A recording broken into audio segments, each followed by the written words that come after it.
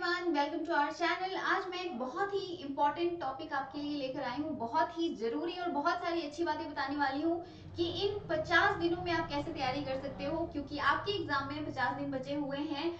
जो यूजीसी के चेयरमैन है उन्होंने बता दिया है कि मई तक आपका पेपर ले लेंगे, मई से आगे डेट आपका नहीं बढ़ने वाला है। तो ये दिमाग से एकदम निकाल दो कि आपका कोई डेट बढ़ने वाला है और उसके लिए आपको इंतजार करने की जरूरत है, क्योंकि आपका डेट नहीं बढ़ने वाला है। और आगे अभी से अगर आप देखोगे तो 50 डेज बचे हुए हैं और ये आपके पास प्रिपरेशन करने का बेस्ट टाइम है, ये स्टार्ट करने का बेस्ट टाइम है। क्योंकि इसके बाद अगर आप और लेट करते हो तो फिर सीयूईटी 2024 आपके हाथ से निकल जाएगा और आप हाथ मलते रह जाओगे, आपके पास कुछ भी नहीं बचेगा। तो आज हम बात करेंगे, जैसा मैंने आपको पहले भी बताया है कि 50 दिनों में आपको कैसे तैयारी करनी है। ये पूरी स्ट्रेटजी मैं आपको बताने वाली हूँ कि कैसे कैसे आपको स्टार्ट करना है, कहाँ से स्टार्ट करना है और क्या सारी चीजें करनी है।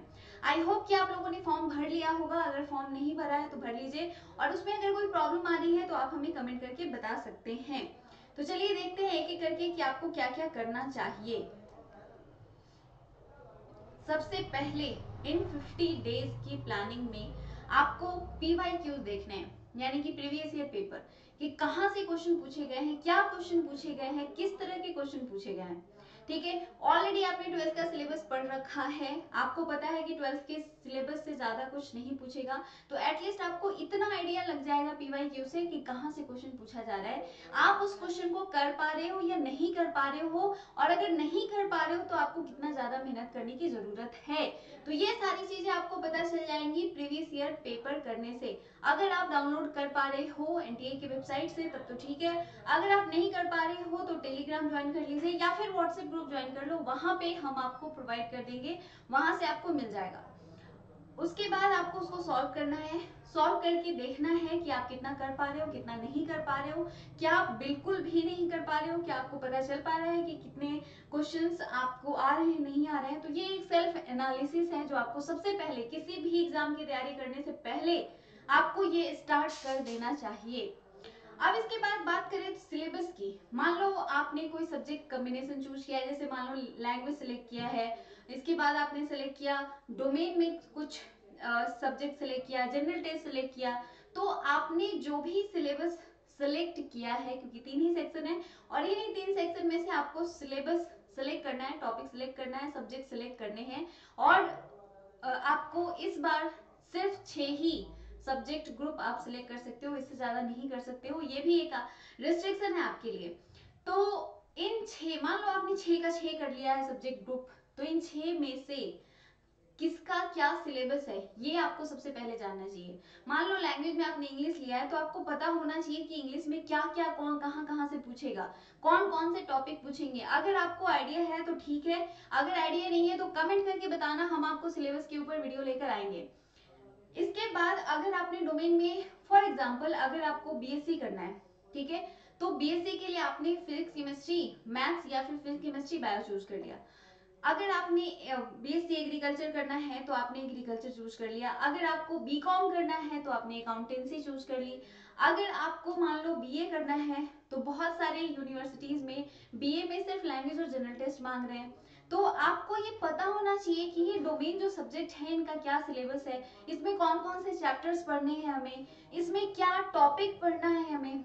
ठीक है, तो सबसे पहले तो ये बातें आप जान लो कि किसमें क्या टॉपिक पढ़ना है। अगर अभी तक आप जानते हो वेल एंड गुड, अगर आप नहीं जानते हो तो कमेंट करना, मैं उनके ऊपर वीडियोस लेकर आऊंगी कि कौन कौन से इंपॉर्टेंट टॉपिक हैं बायो के, मैथ्स के, केमिस्ट्री के, फिजिक्स के, लैंग्वेज के या जनरल टेस्ट के, जो आपके एग्जाम में पूछे जाएंगे। या अगर आप बीएलएलबी कर रहे हो तो लीगल स्टडीज पूछा जाएगा, तो उसका भी सिलेबस आपको पता होना चाहिए कि कहां कहां से क्या क्या चीजें पूछी जाएंगी। और अगर आप हमारे चैनल पे पहले से जुड़े हुए हैं तो आपको पता होगा कि ये सब कुछ हम ऑलरेडी बता चुके हैं। अगर आप नए हैं तो कमेंट जरूर कीजिएगा, हम आपको लिंक प्रोवाइड करेंगे, अदरवाइज हम उसके ऊपर फिर से नया वीडियो आपको दे देंगे ताकि आपका कंफ्यूजन दूर हो जाए और आपकी तैयारी जो है वो काफी अच्छी हो। इसके बाद बारी आती है, सिलेबस तो आपने जान लिया, आपने ये भी जान लिया कि कहाँ से क्वेश्चन पूछे जा रहे हैं। अब बात करते हैं कि तैयारी कहाँ से शुरू करें। तो सबसे पहले एनसीईआरटी पढ़ना स्टार्ट कीजिए। आप चाहे किसी भी सब्जेक्ट की तैयारी कर रहे हो, एनसीईआरटी इज द मोस्ट, क्योंकि एनसीईआरटी से ही सवाल पूछे जा रहे हैं। तो उसके बाद आपका सबसे प्रायोरिटी वाला हो जाता है एनसीईआरटी।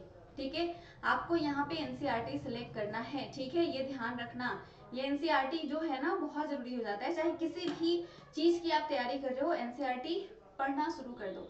या आपके पास जो भी नोट्स अवेलेबल है, मैं नहीं कहती कि आप कहीं और से पढ़ो, क्या सारी चीजें पढ़ो, ये कुछ नहीं। देखो, आपके पास जो भी चीज अवेलेबल है उसको पढ़ना शुरू कर दो। अगर आपको कोई टॉपिक में प्रॉब्लम है, कोई चीज समझ में नहीं आ रही है, तो आप यूट्यूब वीडियोस का सहारा ले सकते हैं, लेकिन अपना पूरा टाइम सिर्फ यूट्यूब पे दे दो तो भी आप क्वालिफाई नहीं कर पाओगे। ये मैं गारंटी के साथ कह सकती हूँ। बच्चे वही क्वालिफाई कर पाते हैं जो सेल्फ स्टडी ज्यादा करते हैं। किसी के बारे में भी सुनोगे, मैंने भी अपनी तैयारी की थी तो सेल्फ स्टडी मैंने ज्यादा किया था। मैं उसी टॉपिक के लिए यूट्यूब पे जाती थी जो मुझे समझ नहीं आ रहा है। तो आई होप कि आप लोग भी इसी तरह से करोगे। तो ये आपका अगला जो मैं बात बताने वाली हूँ, या अगली बात आपके लिए यही है कि सेल्फ स्टडी करना बहुत बहुत बहुत जरूरी है। सबसे ज्यादा आप सेल्फ स्टडी पे फोकस करोगे। इसके बाद आता है कि मोटिवेशन कहाँ से लाएं। सबसे बड़ी प्रॉब्लम कि मैम हम पढ़ने का मन नहीं करता है, मन नहीं लग रहा है, चीजें वैसी नहीं हो रही है जैसा हम सोच रहे हैं, तो हमें क्या करना चाहिए। ठीक है, ये सबसे बड़ी प्रॉब्लम है। देखो, मैं कितना भी कह लूँ ना कि मोटिवेट हो जाओ मोटिवेट हो जाओ, तो आप मोटिवेट नहीं होगे। मोटिवेशन आपके अंदर से आनी चाहिए, तभी आप मोटिवेटेड फील करोगे। तभी आपके अंदर वो मोटिवेशन आएगा कि मुझे पढ़ाई करनी है, मुझे एक अच्छी यूनिवर्सिटी में जाना है, मुझे अच्छी जगह पहुंचना है। ये मोटिवेशन आपके अंदर खुद ब खुद आनी चाहिए। तो ये एक सेल्फ मोटिवेशन आप अपने अंदर लाओ। ठीक है, सेल्फ मोटिवेटेड रहो और अपना ध्यान भी रखना है।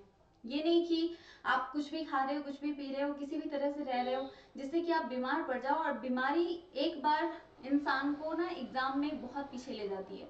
तो इसलिए स्वस्थ रहने की कोशिश करनी है। जितनी ज्यादा हेल्दी चीजें खा सकते हो खाइए, पानी पीजिए ज्यादा से ज्यादा, अपने आप को स्वस्थ रखने की कोशिश कीजिए। मतलब जितना हेल्दी रहोगे उतना आपके एग्जाम के लिए बेनिफिशियल रहेगा। तो सेल्फ केयर भी उतना ही ज्यादा जरूरी पार्ट है। तो ये हो गया चौथा पॉइंट। अगर पांचवें पॉइंट की बात करें तो आपने विद्या बालन की मूवी देखी होगी, उन्होंने रिपीट वे में कहा था एंटरटेनमेंट एंटरटेनमेंट एंटरटेनमेंट।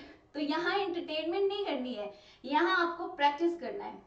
और मैं आपको बोलूंगी प्रैक्टिस प्रैक्टिस प्रैक्टिस। जितना ज्यादा से ज्यादा आप प्रैक्टिस करोगे उतना अच्छे से आप क्वालिफाई करोगे, उतना ज्यादा आप क्वालिफाई करोगे। अब प्रैक्टिस कहाँ से करोगे, तो हमारा एप्लीकेशन है एकेडमी पॉइंट, वहां पे हम आपको फ्री मॉक प्रोवाइड कर रहे हैं।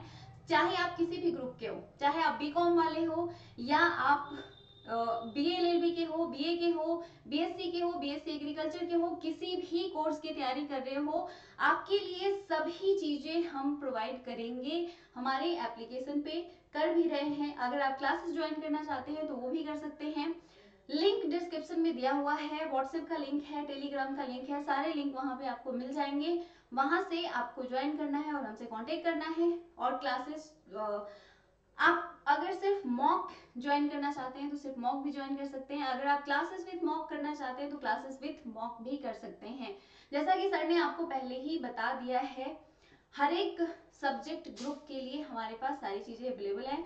आप अपनी तैयारी के हिसाब से मुझे बताइएगा कि आप किस चीज की तैयारी कर रहे हो। तो ये 5 मंत्र, 5 टॉपिक मैंने आपको बताए हैं कि अभी से अगर आप इन 5 चीजों को फॉलो करते हो तो आप रिजल्ट जरूर दोगे। तो अभी से लग जाओ, आपके पास 50 दिन बचे हैं। मैंने स्ट्रेटजी बता दी है आपको कैसे कैसे तैयारी करनी है। अगर फिर भी कोई प्रॉब्लम आती है तो कमेंट जरूर कीजिए, मैसेज कीजिए, जैसे भी हो अपनी प्रॉब्लम को दूर कीजिए और तैयारी कीजिए अगर आप एक अच्छी जगह पहुंचना चाहते हैं तो। चलो फिर मिलते हैं अगली वीडियो में। आज के लिए इतना ही। Thank you so much for watching. Bye for now.